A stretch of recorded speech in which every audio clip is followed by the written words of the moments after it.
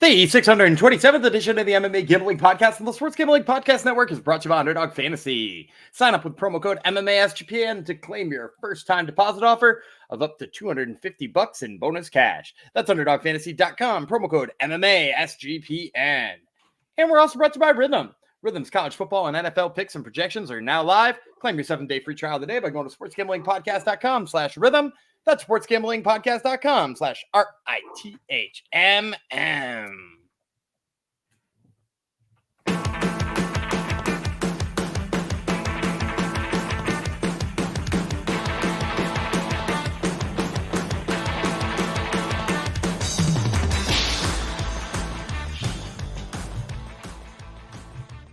Heidi ho, degenerinos. Welcome to episode 627 of the MMA Gambling Podcast of the Sports Gambling Podcast Network. Going out to Calvin Smith, who watches our YouTube channel. And apparently my co-host picked against him on a recent episode, and he's been called out on it. So thank you for coming to the show, Calvin Smith and everyone else. I'm one of your hosts, Jeff Chalks Fox, aka the Bearded One. And today we're going to start breaking down a much anticipated rematch. Checks notes. Oh, it's Marcin Tybura versus Sergey Spivak 2. Boy, were we ever waiting for this? It's going down this Saturday. And you guessed it, the UFC Apex. 10 fight card. There's a positive. It won't be all night, and the episodes won't be all day. We're going to split it down. It's broken down 6 main card for prelims. As of this, it's kind of been fluid. But so we're going to do 5 and 5 today because or this episode will be 5 minutes long, which wouldn't be the worst thing, I guess. I say we because there's someone with me. My advisor for my fantasy baseball team. It's one and only Daniel Gumby-Reeland. Hello. Do you know what I really like about this heavyweight main event? And of course, we won't get to that today. This is about the prelims. But what the line on it? Well, we'll talk about that tomorrow. But also, I also really like that these are the two guys who most often, when I decide a heavyweight fighter needs a step up, they're the name I think of. I'm like, oh, you know, they should probably fight somebody legitimate and in the rankings. I wonder what Sergey Spivak or Marcin Tybura are up to. And now I know what both of them are up to. Yeah. And if I want somebody coming off a win, I'll have one. And if I want somebody coming off a loss, well, I'll have that too. So, speaking of wins, though, as a friendly reminder, you guys should create a big win by clicking the subscribe button just below my face right now. You can hit the notifications and turn them off if you want to, but if you subscribe, it makes us and the boss extra happy. So please make sure to do that ASAP. ASAP is true. So you didn't tell me, Gumby. Am I punting on the season or am I keeping my fantasy? So team? I know, and this is not what people come to this podcast for, but I don't ever punt on a keeper league when the keepers are less than like half your team. If it's less than half your team, you might as well just ride it out, especially if you're not mathematically eliminated yet. Okay, there you go. That's what I need to know. And everyone else, there you go. You don't know anything about my team. Fantasy advice from an MMA analyst. Yeah, and it's a team that you have no interest in whatsoever, too. So perfect. All right. We got, as Gumby said, a couple of heavyweights. One of them is on Gumby's other podcast. I haven't had a chance to listen yet this week, but I think he was a little nonplussed and surprised that he was given this fight. That would be Marcin Tybura, correct? Yeah, he was. So Marcin Tybura is on the Top 30 MMA podcast this week. He is. He seemed to think he's not gaining anything by this fight, which is that a good mindset to head into the fight with, though? I mean, maybe. Although I guess he could lose a lot. I mean, like fighting to make sure you don't lose something is pretty big. So I don't think he didn't sound unmotivated. He just seemed like kind of bummed that this is what they came to him when he was 8. I mean, he's 8-2 in his last 10. Like that's an insane run in heavyweight. You know, nobody has that kind of longevity anymore. And they were like, why don't you fight one of the guys from your previous 8 wins? Yeah, no kidding. But see, we can't wait to talk about this fight. We're not even supposed to talk about it today. It's so good. And we can't wait. All right, well, we'll start breaking down this fight card. And the other good thing about the prelims, we got like super wide odds too, which make it even more fun. Well, I guess not all the fights are super wide odds, but we have a few that are kind of wider than you would like. Before we move on, a thing that you will like is our boss's show. That would be, of course, the Mothership Sports Gambling Podcast. They have launched the 32 NFL team previews. They're dropping them like it's hot. And as a bonus, each team preview will include a code word. Submit the 32 code word phrase, and you could be the lucky winner who gets a $500 NFL Circa future bet. Subscribe wherever you get your podcasts and the SGPN app. You like that old man? That was a dad reference. Drop it like it's hot. That was like what, 15 years ago? And I referenced it. Probably way longer than 15 years ago, man. It's true. Even longer than that. So there you go. Drop it. We're gonna drop this episode like it's hot. Hopefully we can get through it in one piece here, because it's going to be an exciting one. It's, of course, like I said, the UFC Apex, August the 10th, day before a very exciting day. But more on that later. Tiber versus Spivak 2. We're going to break down the prelim fights. They're on ESPN, and they start at 5 p.m. Eastern time. So there's another positive. Even though I won't be around for this event, I'll be driving at this point. But anyhow, short fight card, early start time, and we're kicking things off with women's strawweight. So things can be worse. Women's strawweight is usually pretty fun. It's a rematch, though. Stephanie Luciano, Talita Alencar, women's strawweight bout. Let's break it down with Alencar first. She's 5-0-1 with 3 submissions, 1-0 in the UFC, 0-1 on Contender Series. The 1 is the reason why we're redoing this fight, because she drew with Stephanie Luciano on Contender Series the first time around. Alencar is a multiple-time BJJ world champion. She's been outstruck in the UFC and Contender Series by 2.43 strikes per minute, but she's a BJJ specialist, so it's going to happen. Plus 150. Luciano Rondina, Little Ronda, because everyone is Ronda now, with no H. 5-1-1, 2 knockouts, never been finished in a fight. This is her debut in the UFC. 2-0-1 over her last 3. Drew in her last fight, and that was against, you guessed it, Alencar. That was on Contender Series. Has not lost since January 2022. Regional champion, 5 inches taller, 7 inches of reach over Alencar, 9 years younger. Better striking stats, twice more active landing strikes. This is all based off stats against Alencar. Bear fight, yeah. Yeah. So maybe it's more telling than these stats normally are, because these are all against this one opponent. Better striking stats, twice more active landing strikes, better grappling stats. And she outstruck Alencar by 3.47 strikes per minute, minus 162. And we will let Mr. Gumby kick things off. I'm going dog right out the gate. Talita Alencar is, I don't want to say an easy pick for me, but like I was really surprised when this line posted that Alencar was not the favorite. In a sizable dog too, right? Like you said, plus 150. 150. Yeah. So like, I'm surprised she's a dog in the first place. Never mind one that big. And so with the line being where it is, I think you have to go underdog here, because dude, she only lost a round because she was tired, right? Like if you look at that, if you go back and you watch them fight the first time, we're talking about one person who dominated 2 rounds easily when we're talking about just pure skill. And the other one dominated 1 round when her opponent got tired.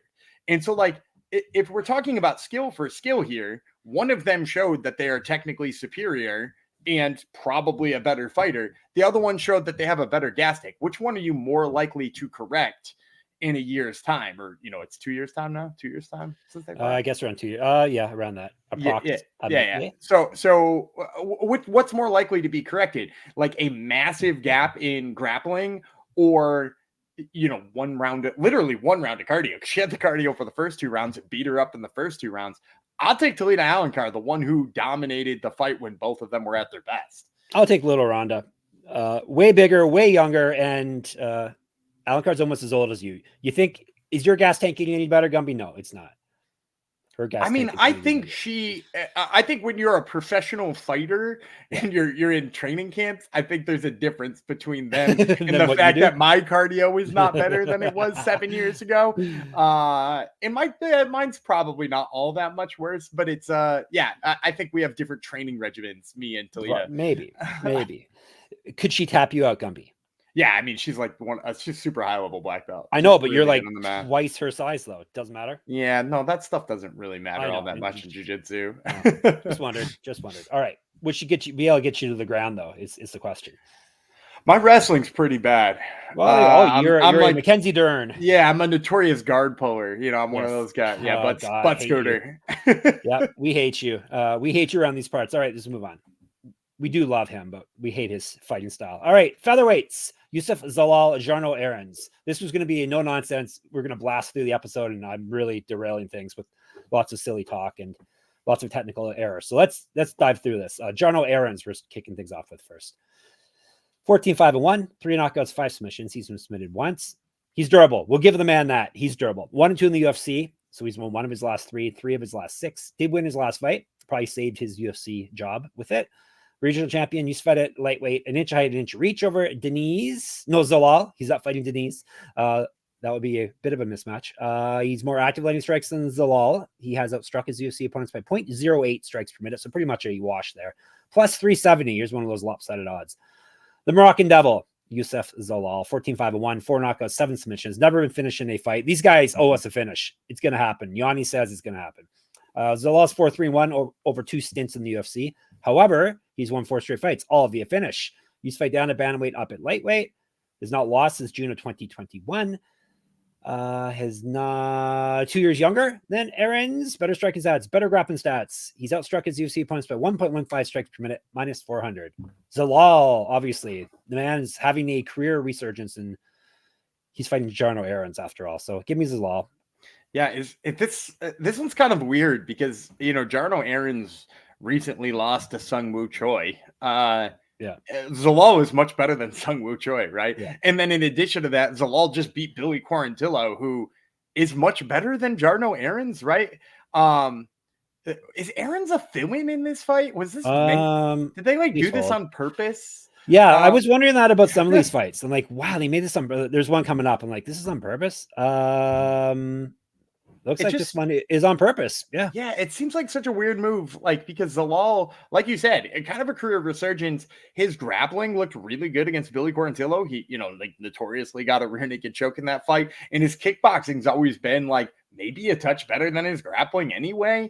And in this case, Errens is a kickboxer. Errens wants this fight to stay on the feet, and pretty much the only people he's beaten, and I mean that in the UFC being the one person, Stephen Wynn, and all of the fights on the regional scene he won were pretty much just guys either willing to stand and trade with him or who had trash takedown offense. And Youssef Zalal, probably neither of those things, probably takes him down and subs him in the first 2 minutes. Zalal is a beast on the mat. So yeah, negative 400. You can find props to make this profitable though.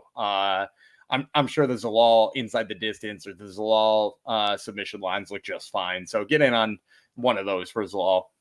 Okay, dokie. Oh, I missed something very important from the first fight. I forgot to tell you that Talita Alencar is a problem child. Does that change your pick at all? No. Okay.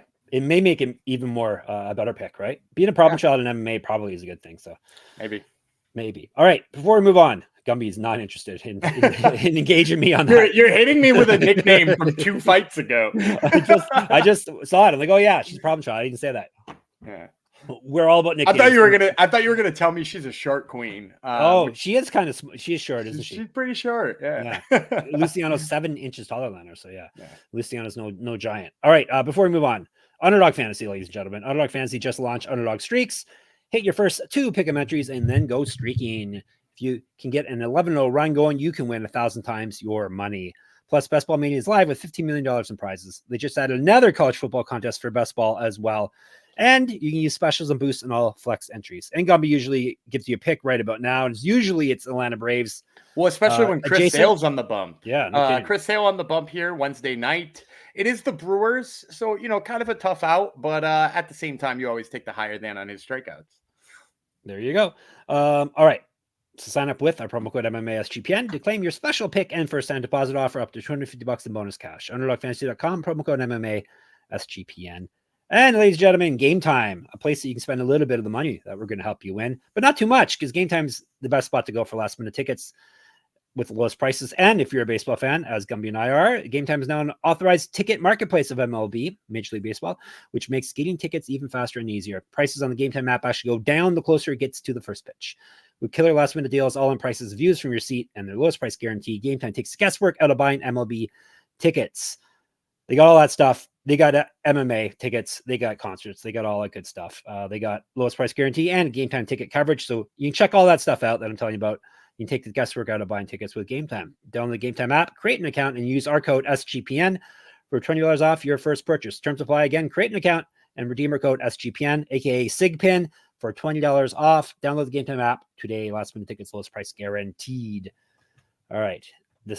Our podcast on the SIGPIN network is moving on. Oh boy, heavyweights. I almost had Jarno Errens fighting Jhonata Diniz. That would be quite a matchup, but no. Jhonata How do you say his name again? It's a Jhonata. It's Jhonata, right? Jhonata Diniz. Put some respect in his name versus Karl Williams. Oh boy, do we ever want this? Is this going to be a sloppy heavies over? We shall see. We'll tell you about Diniz first. 7-0 with 7 knockouts. 1-0 in the UFC. 1-0 on Contender Series. 22-7 in kickboxing and a champion there. An inch height over at Williams, a year younger.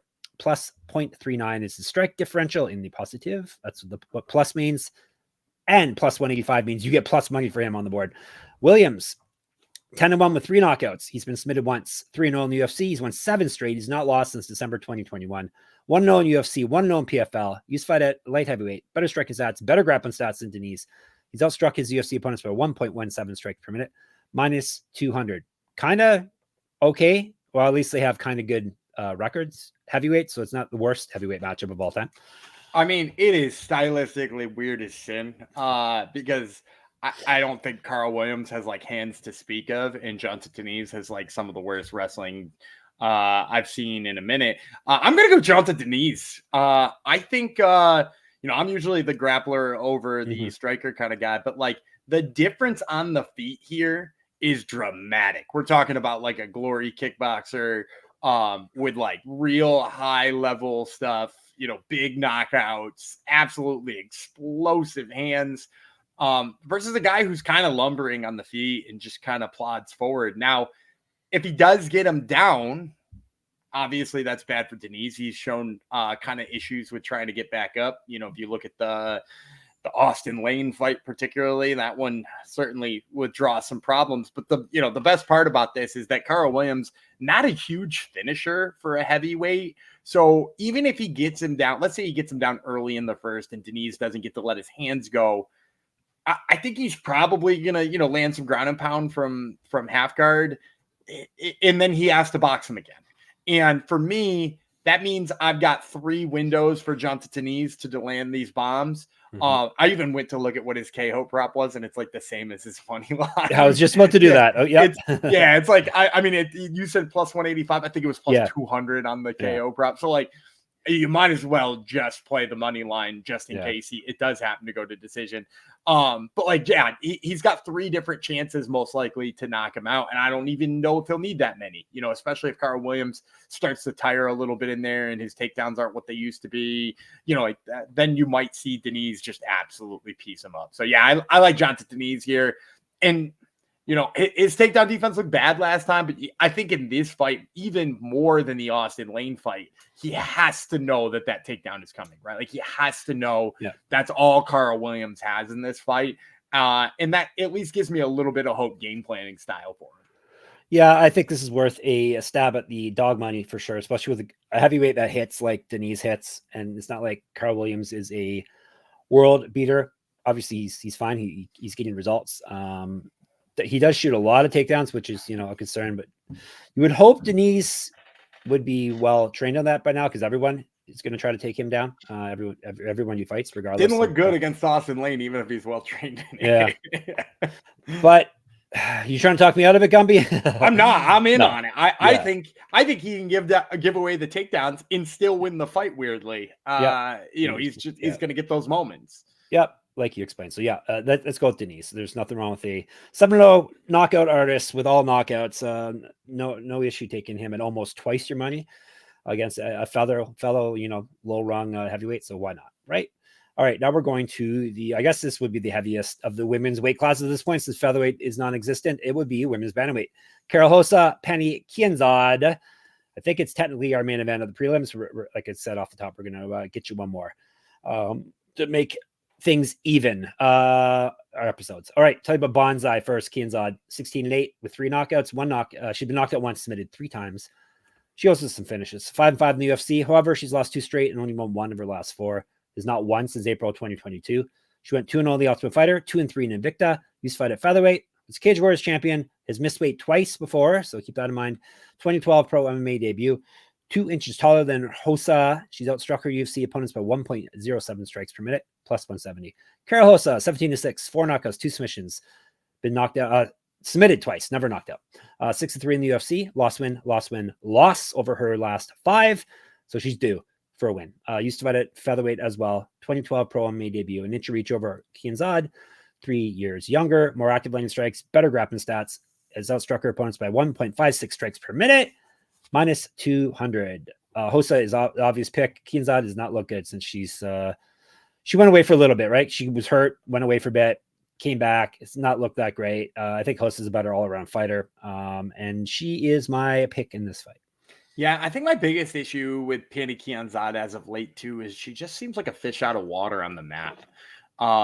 If she's giving up takedowns real easy, and granted, I think that Macy Chiasson loss has aged really well, especially since Macy went in there and just pieced up my Rebuena Silva and gashed her up and took her down and all that kind of stuff. But it just seemed like Pannie Kianzad didn't put up much of a fight. And the thing about Karol Rosa is she's good on the feet. She could probably hang with Pannie on the feet, but if she can start getting her jiu-jitsu going and her takedowns going too, and sort of grind Pannie Kianzad and give her one more thing to worry about, I think that's enough for her to have a massive advantage here. So yeah, Karol Rosa, that number keeps going up. If you're in on the Karol Rosa side, you want to make sure you do that sooner rather than later. But yeah, she's my pick here too. Yep. All right. Another thing that we can both agree on is our friends at Rhythm is something you should check out. Football season is here, and the college football and NFL models are now live on Rhythm. Create your own winning betting model or let Rhythm do the heavy lifting for you. You decide what stats matter most to you, and Rhythm builds a custom model around that. Or just let Rhythm and its predictive model do the heavy lifting. Rhythm uses AI projections from MIT data scientists. Rhythm already has you covered for NFL Week 1 and college football Week 0.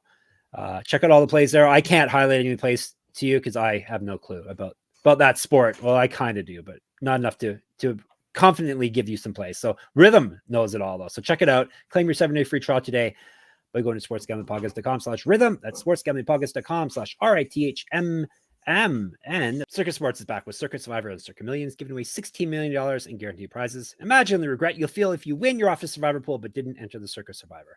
Don't have a trip booked for Las Vegas yet before football weekend, or the Ultimate Contest weekend, Ultimate Contest weekend is a great time to go out, hang with Ryan and Sean, and enjoy some of the open bar events at the greatest sports book in the world, August 22nd through the 24th. Use promo code SGP15 to save 15% on your hotel room for sign-up weekend. Sign up in person at Circus Sports between now and September 7th and use a proxy to play from anywhere. We have even have a deal with a place that can get you a proxy for cheap. That would be proxy.footballcontest.com, and you can save $50 when you use our code SGP. Another flawless ad read by me as we power on to our very last fight that we're going to cover. This, as of now, this looks like is going to be the opener of the main card because no one puts Toshiomi Kazama on the prelims. All right, nobody. Bantamweights. It's Toshiomi Kazama and the prelims. There's a title. Toshiomi Kazama is facing Charalampos, Grigoriou. Guess which one's from Japan. Guess which one's from Greece. You guess. All right, we're going to break it down. This is a bantamweight fight. We're going to tell you about Kazama first. Silent finisher, 10-4, 3 knockouts, 5 submissions. He's been knocked out 3 times. 0-2 in the UFC, so he's lost 2 straight and only won 1 of his last 4. Both of his past 2 losses have come via knockout. He's not won since June of 2022. He went 1-0 on road to UFC. Used to fight at featherweight. 2 inches reach over Grigoriou, 5 years younger.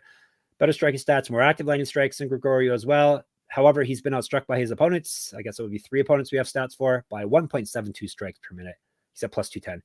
The ferocious Grigoriou, 8-4 with 6 knockouts. He's been knocked out once. 0-1 in the UFC. He's won 4 of his last 5, however, but he did lose his last fight. 1-0 in Contender Series. Was regional champion, 2014 pro MMA debut. Better grappling stats than Kazama. He has been outstruck, though, in the UFC and Contender Series by 3.43 strikes per minute, minus 225. By the stats, it would make you think that Kazama is the ferocious striker and Grigoriou is not, but I think it's the opposite.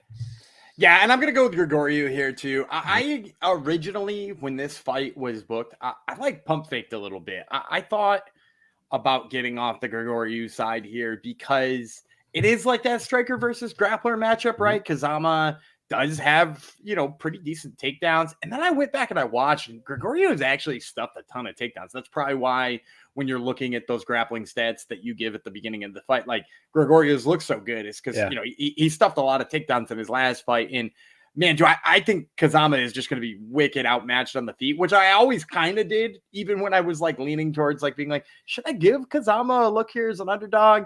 And then I went and watched film and I'm like, okay, he is super outmatched on the feet, just like I thought. And then I watched Grigoriou's takedowns and I'm like, takedown defense. And I'm like, he's there. He's there enough to stuff Kazama. He should make this a striking match. And with Kazama having been knocked out 3 times in his career already, you know, like, and it's not a super long career. He's not one of these guys coming over at like, 22 and 6 or something like that. Like he's had a fairly short career and he's already been knocked out 3 times. You have to wonder if his chin can hold up against the guy who hits as hard as Grigoriou does, because he hits real hard. So yeah, I like Charalampos here. Yep. All right. That is it, ladies and gentlemen. We made it through it. Let's give you our recap and then we shall get out. For the record, you have Grigoriou too? I'm sorry. I didn't make a pick. Yes. Yeah. Grigoriou, a lot of power is going to be said. A lot of power in his hands. Fighting a guy who's been knocked out in back-to-back fights. Like I think that might just be all you need to know right there. But Gumby obviously gave you a more nuanced breakdown of it. So yeah, Grigoriou is my ferocious pick. All right, recap. Grigoriou. I guess you would have found out there that I have Grigoriou when I recapped. Grigoriou, Rosa. We're both in on Diniz. We both in on Zalal, and then in the opener, not surprisingly, I went with the striker Luciano. Gumby went with the grappler Alencar. So we stuck to type for that one. All right. Hopefully you enjoyed that. Don't worry. Only one more sleep until we break down Tybura versus Spivak part 2. I know that's what you've been waiting for. You were hoping this episode. We did break down a little bit at the start, so a little tease for you. If you want to talk more about it, you can meet up with like-minded weirdos in our Discord, sportsgamblingpodcast.com/Discord. This is the place to be. YouTube, we would appreciate all your subscriptions. If you want to comment or ask questions in there, the comments are open. We do check them. We ignore it when you're mean, and then we lap it up when you tell us how great we are. So that, of course, would be the MMA Gambling Podcast on YouTube. What else we got? What else is socials? Twitter, X. We're at SGPN MMA. He's at Gumby Vreeland. I'm at Jeff Fox Writer there and on Instagram. Get into my Substack. I am running a pick'em contest for this week. I was thinking I wasn't going to, but I am, because I forgot I'm on vacation for. Actually, it turns out to be a really good fight night card coming up in a couple weeks, but I'm doing a contest for this week's instead. So get in moneymma.substack.com and enter my pick'em contest there for free. Gumby's got Top Turtle MMA podcast. We talked about it earlier on. He's got Marcin Tybura. Who else is on it this week? Kate Bassick, who's going to be fighting on Invicta this Friday. And we're talking to West Party Tom Schultz, who will be on the main event of the first Dana White's Contender Series this year. Fantastic. Oh, yes, ladies and gentlemen. Only a couple more episodes until it's Contender Series time, too. Most wonderful time of the year. So make sure you listen to Top Turtle. And, of course, we're at sportsgamblingpodcast.com, sportsgamblingpodcast.com/store, so you can get cool gear like us. I still have not found my hat. It's around in this house somewhere. What else? sportsgamblingpodcast.com/Patreon. So you can help support us and get a bunch of bonus content. We shall be back tomorrow. The ferocious Jeff Fox, the Moroccan Devil, Gumby Vreeland. We'll talk to you then.